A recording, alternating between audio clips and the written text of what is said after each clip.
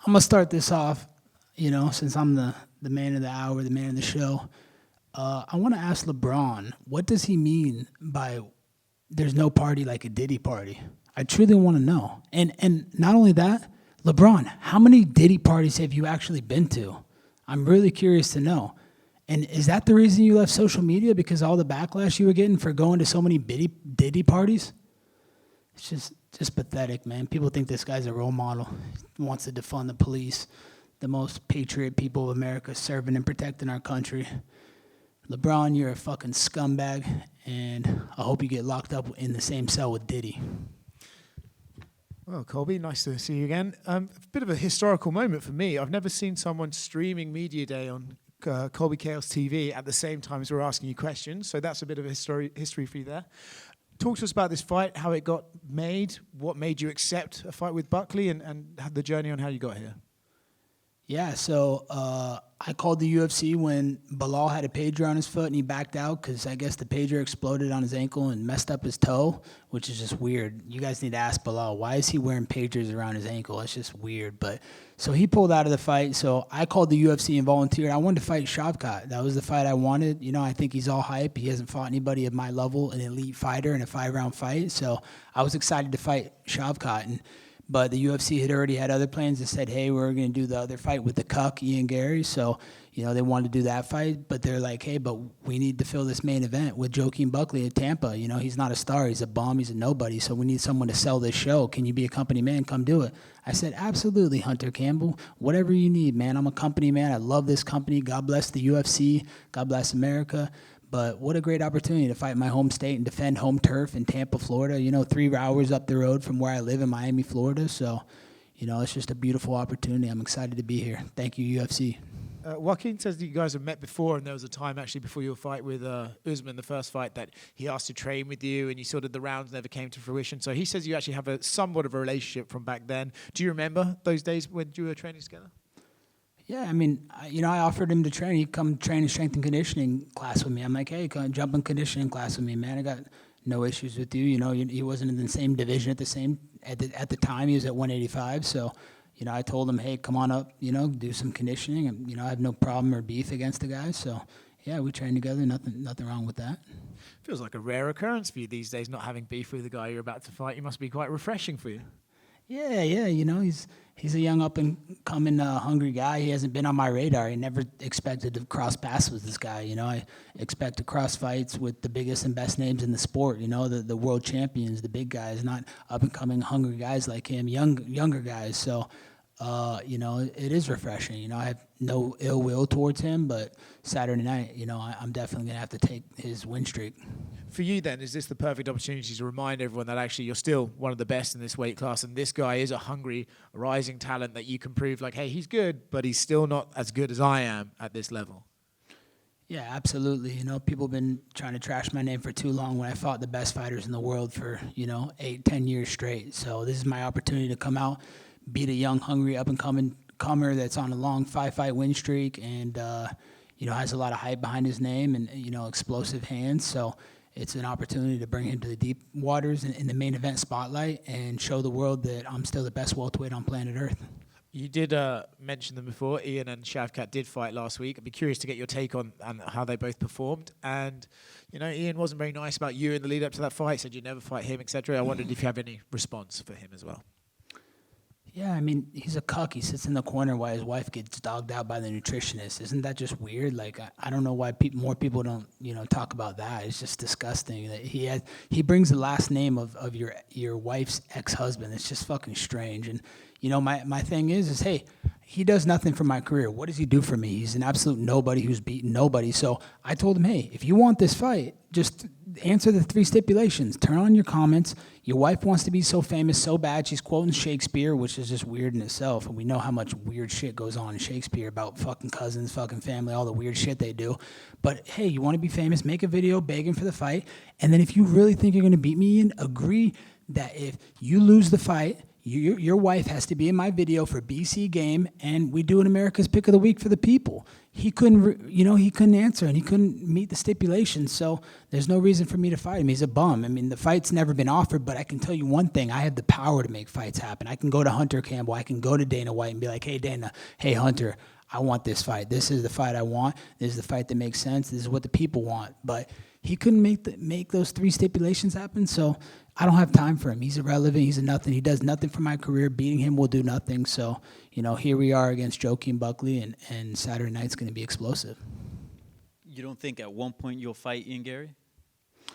If he meets those stipulations, all he has to do is turn his comments on. Like, why is he so sensitive with the fans? All he has to do is have his wife make a video. She loves making videos. She's making videos to Sean Strickland, trying to quote Shakespeare like she's so smart and this and that. She loves to put herself in the limelight and act like she's a part of the business. So, and then if he's so confident, let's put a risk on the table. If you lose, she's got to do a video with me for my new sponsor, BC Game. Otherwise, I don't have time. It's just a waste of my time. He's a fucking cuck. I don't want to fucking go with a cuck. Who knows where his hands and his fucking whole body, what type of fluids are on him and shit. Like, that's just disgusting. And on the other side of that, what'd you think of Shafkat, like, as far as his performance? And now it looks like he's going to fight Bilal Muhammad. So what did you think of his performance, and what chances do you give him against Bilal? I didn't watch the fight. I was too busy, doing some other things, doing some streaming on my new Twitch for BC Game. Shout out to all my fans out there on Twitch that were live streaming, watching me right now. Got a lot of love for them. I got bigger things to do than watch these up-and-coming nobodies that haven't accomplished anything in this sport. They have no merit. They haven't been in title fights like me. They haven't won world titles like I have. So, I heard it was boring. I heard his stock went down, and he got exposed. He was all hype. He's got all finishes against all nobodies. He beat the busboy from Outback, the Outback Steakhouse that serves bloomin' onions. Like, how prestigious is that? So, that's why I volunteered to fight him. I volunteered to fight him on 3 weeks' notice. I called Hunter. I wanted that fight, but instead, I got pushed into this fight. Not pushed into it. I'm happy to come and save the day for the company. I love this company. I'm a company man. Love the UFC. It's such an honor to fight here. And, this is the true excitement in my life when I get to come fight for the UFC. And what do you think is at stake in this fight against Buckley? He says that he's going to go out there and pull off a knockout of the year, finish you, and then leapfrog Shafkat. Do you feel like sort of the same thing is for you? Like, if you do something spectacular on Saturday, maybe we're talking about you in a title contention? Yeah, absolutely. My name's always in title contention. I'm the biggest name in the sport. There's no stars in this division. It's a bunch of bums, a bunch of fucking guys that have about as much charisma as the wet mop in the corner. So, I'm the superstar in this division. I call the shots. I am the champion. Everybody knows I'm the king of Miami. So I think after Saturday night, when I convincingly beat Buckley, I'm next in line for the title. Buckley says that he thinks that you took this fight because it's the last fight on your contract, and it just kind of worked out that way. What's, I guess, your standing with the UFC as of now? Yeah, that's fake news. Before my last fight, I signed a new 5-6 fight contract.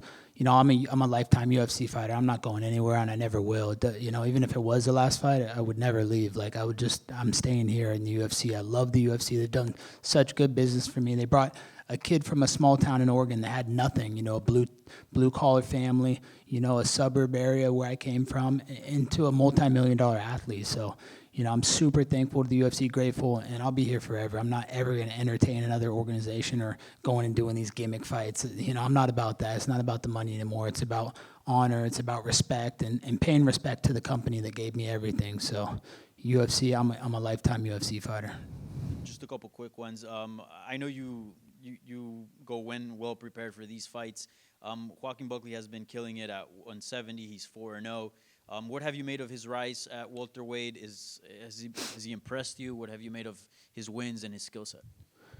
Yeah, I mean, I've never watched him fight. I honestly... Not even in the lead up to this fight? No, not even the leader. I never watched my opponents fight. Like, why would I worry about what they're going to do? They got to worry about what I'm going to do. I'm going to bring the bedroom cardio to the octagon on Saturday night. And I could tell you, a lot of mamacitas in Miami have been slayed in the last couple weeks in the lead up to this fight. So the cardio is going to be on point. We're going to blow the roof off the arena. It's going to be electric. And, I got some special guests in attendance that'll be walking me out. It's going to be a memorable night. So I'm not really worried about what he does. He's going to have to worry about what I do. Who are these special guests? I wish I could tell you. You know, I don't kiss and tell. You know, I gotta keep it a surprise. I gotta make it a bigger deal. So, you know, it's gonna be a good one. You said you don't kiss and tell, but you just told us she slayed half the women in Miami. Yeah, but I didn't say names. And you know, I could tell you the celebrities and all the people that are in my DMs and all the women that I've been with. But you know, I'm not saying names.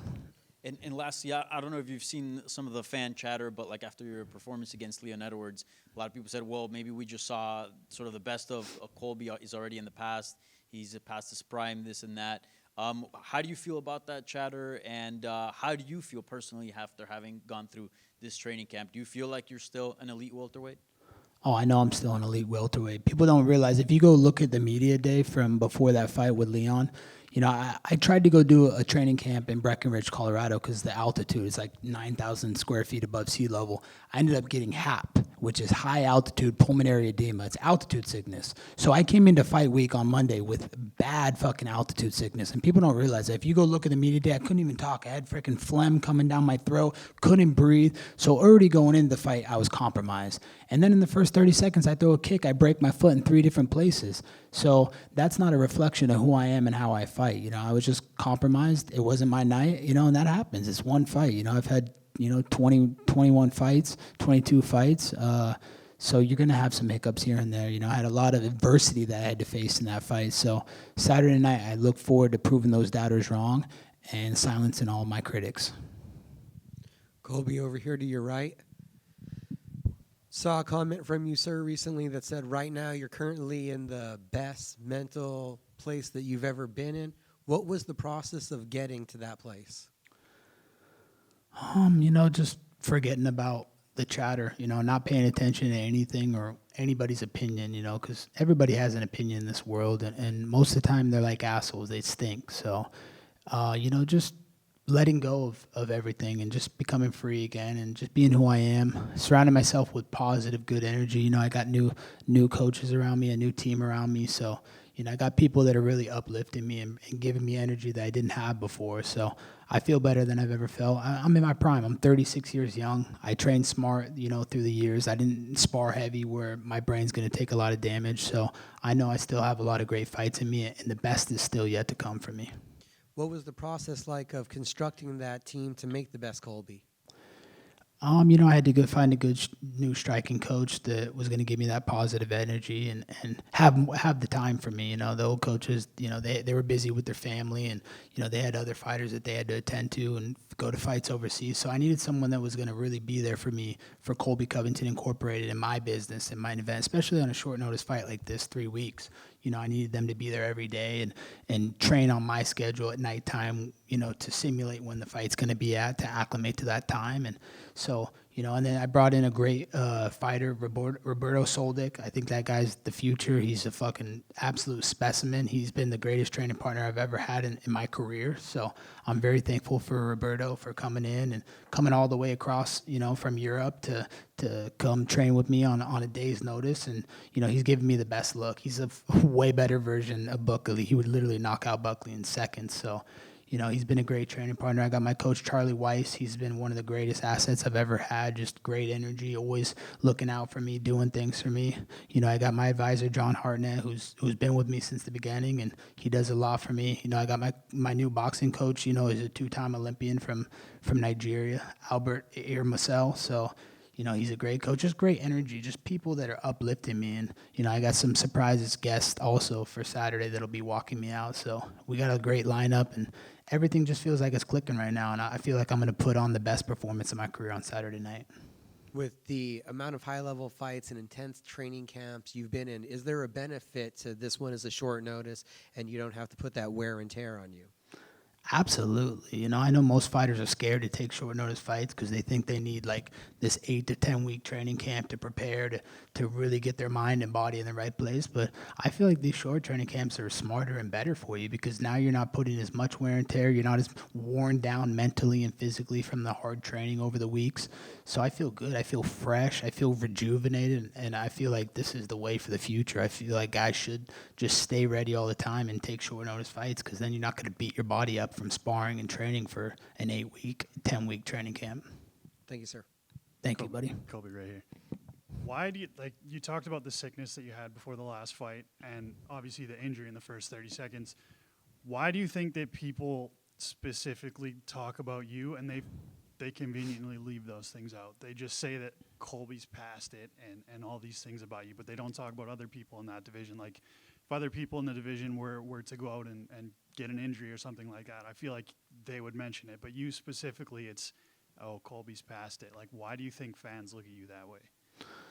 I mean, I'm just the easy guy to hate. I feel like when people, put hateful comments to me, either in the media or fans, it's just, that's like to get woke points. That's to get, extra points for them. So, we know all the MMA media hates, the greatest president of all time, Donald Trump, who literally saved America in our last election, who's going to put America first again and, American values. So God bless Donald Trump. He, another guy who's inspired me in this training camp to see his work ethic. He was like in 3 different states every day, like doesn't sleep, literally sleeps an hour or two, and just he's serving the American people. He put his family, he put his business in jeopardy to put America first again and to put this country first again. So super thankful to Donald Trump and the inspiration he's given me, and could care less about everybody's opinions. They love to beat me while I'm down or take shots at me, and it's all right. That's okay. Like I love criticism. I love people talking, but these same people talking are the same ones that can never walk a day in my shoes.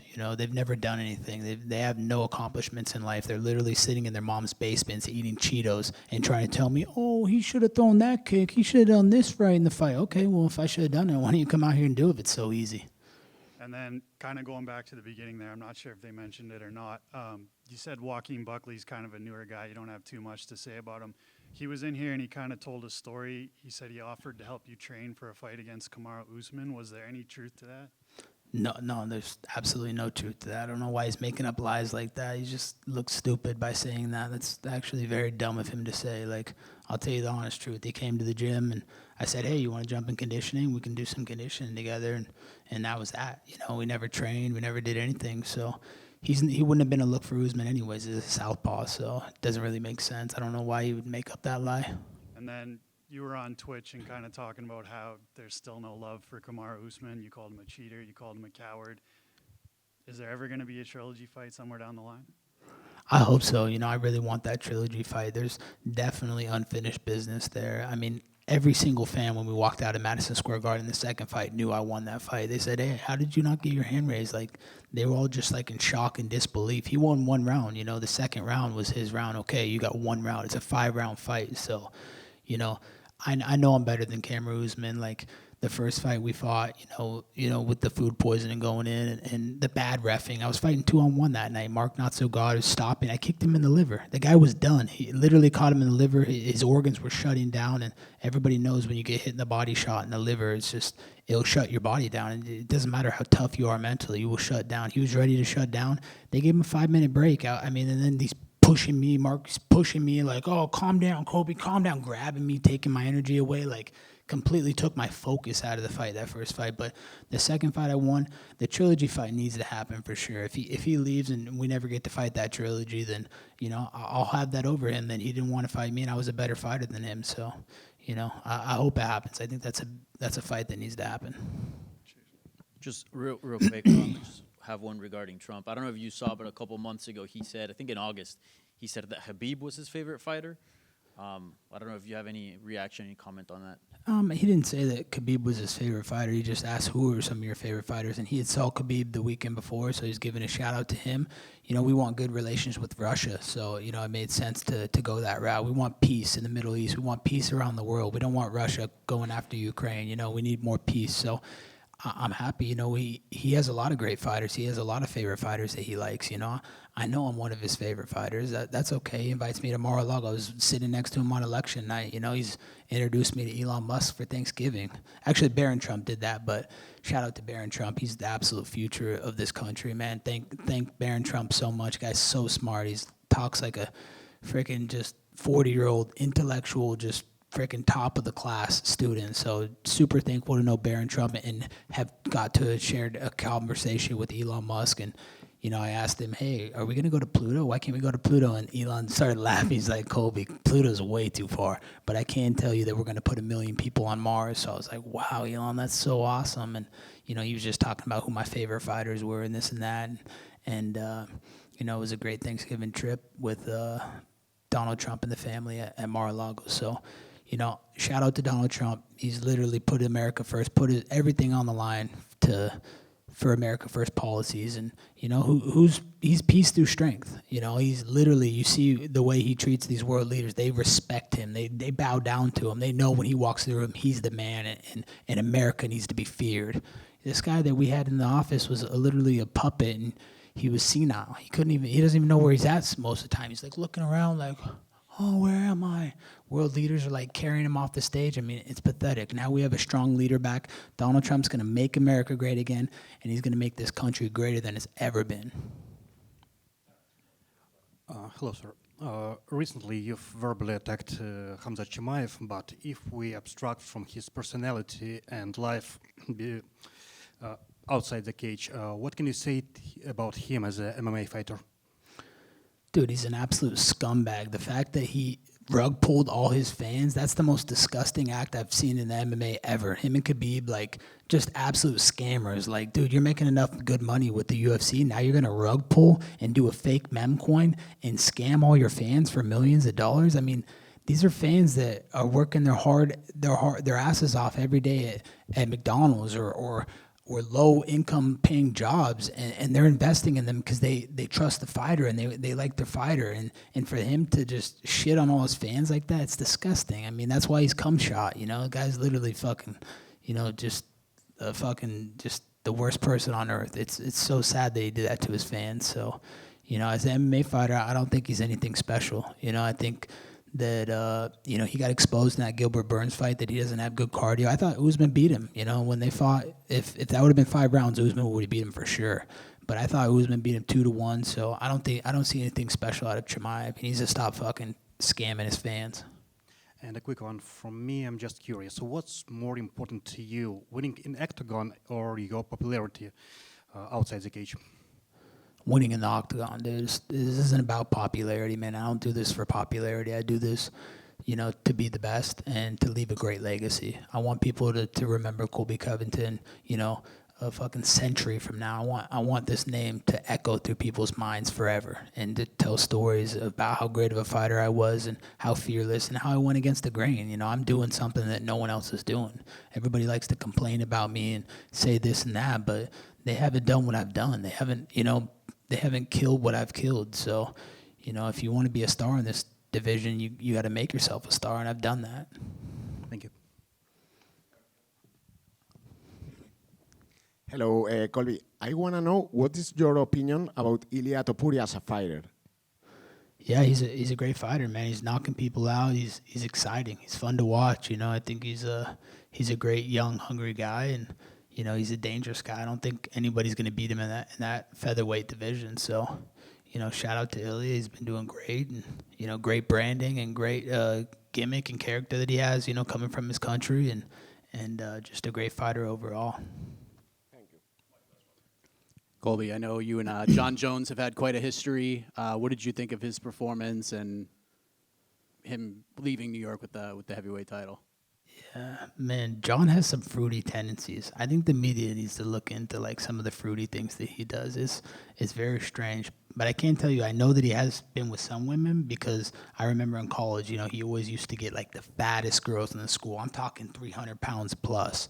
And he knows deep down inside, this is not a joke. He knows deep down inside, I know his dark hidden secrets that are in his closet. So he's been with some of the just fattest, just 300-pound slobs. It's disgusting. I mean, dude, Jon Jones is an absolute fucking disgrace to this earth. He's a fucking joke. I mean, yeah, you beat Stipe. Stipe, respect to Stipe first off, because he's a first responder, and he puts his life on the line for the people and for his community. So shout out to Stipe. He's the greatest heavyweight of all time, but he was past his time. He shouldn't even have been there, man. He knows he was old, and he was just showing up for a paycheck. That's not the Stipe of old. that was in his prime anymore. So, you know, I don't think anything special that performance. I think Jon needs to stop ducking Tom Aspinall, just like he ducked Nagano. You know, he ducked Nagano for years. Now he's ducking Aspinall. So he doesn't want to fight the guys he knows he's getting his ass whooped against. So I don't think anything special to Jon Jones. He's a fucking coward. He's a cheat, and he's a woman beater. He needs to stop beating his wife and leaving her bloody in Las Vegas hotel rooms.